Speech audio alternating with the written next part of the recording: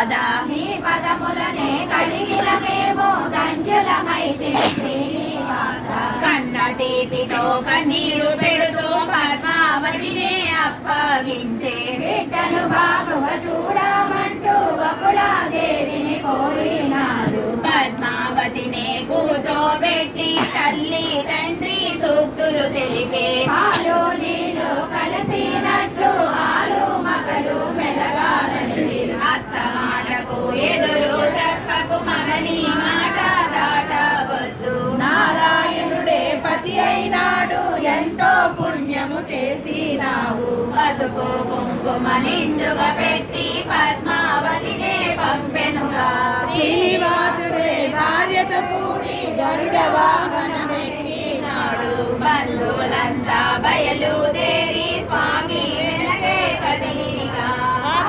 రాదు బిడ్డకు ప్రేమతో సారెను కనుముగా పంపెనుగా